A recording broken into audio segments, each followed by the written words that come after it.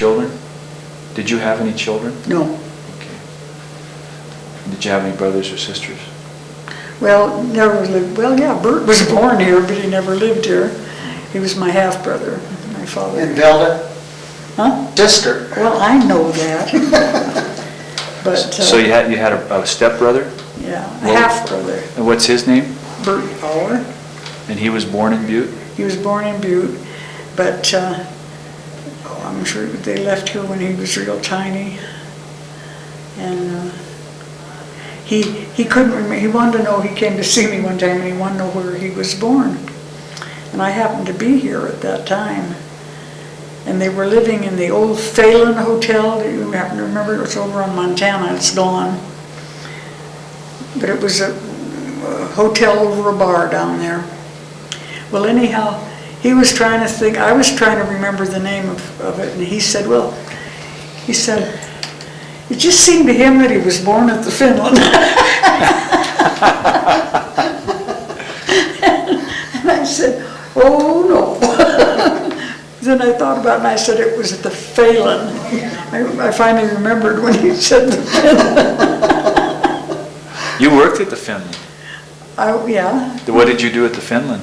Well, I started out as, I guess I was relief. I worked the cigar counter, the switchboard, and the elevators. Then I went from there into the coffee shop. In the late 30s? No, this was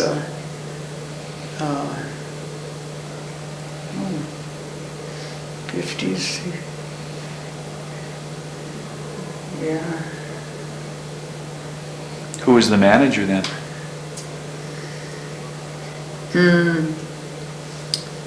Oh, what was his name? For the life of me, I can't remember. Who lived in the penthouse? He did. He did, the manager? Or did he? No. He lived on, and I don't know if he lived in the one above or below your folks at that time. They weren't there then, but the apartment they had, it was one of those on the 7th or 8th. How many floors are there?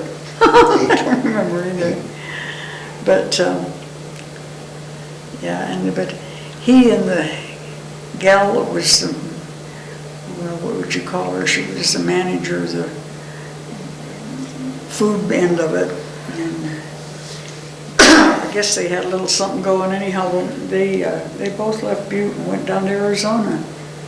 And because I think they're both dead now. Isn't it funny? I can't remember that name.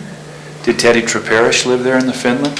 Did Teddy Treparish live in the Finlen when you were there? Parish? Treparish. Oh, Teddy, yeah. Did he? Yeah. Yeah, you bet. He lived there full time? Some of the Corettes lived there at that time too, I think. You mentioned a song. A song? A song, yeah. You mentioned Something in Our Hearts. Was the name? You mentioned a song earlier. I'll take care of your cares. I'll take care of your cares. Do you remember the words to that? Yeah. Can you hum it? She'll sing it. Would you please sing it? Let's see if I got all the frogs out. I'll take care of your cares for you. No. That might be better. I'll be there when you're feeling blue. Let me be your one ray of sunshine. Always remember, somewhere, sometime, I won't scold you for your mistakes. I'll just hold you when your heart breaks.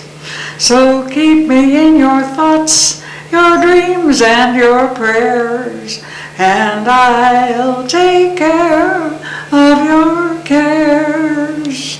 Now I got to tell you a funny story that goes with that song. I owned a beauty salon up in Jordan, Montana, and I had a girl working for me.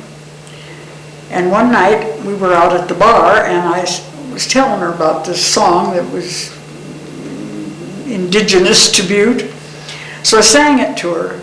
And when I got all through, she said to me, "Are you saying I'll take care of your hair?"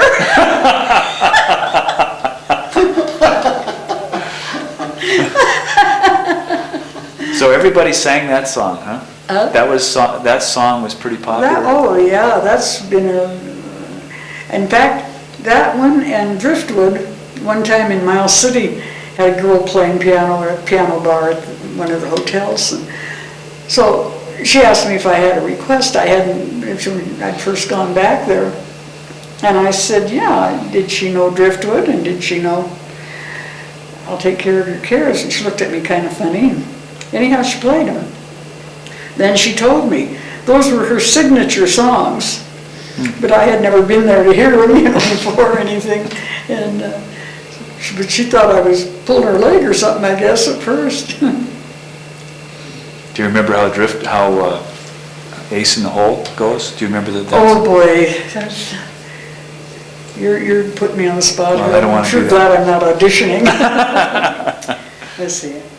This town is full of guys who think they're mighty wise just because they know a thing or two. Now there's con men and there's boosters, card sharks and crap shooters. They congregate around the metropole. They wear flashy ties and collars, but where do they get their dollars? They've all got an ace down in the hole. Some of them write to the old folks for coin. That's their old ace in the hole. Others have girls on the old tenderloin. That's their old ace in the hole. There are other verses, but that's enough. Oh, that's great. That's wonderful. That means a lot to me. That means a lot to me. I appreciate it.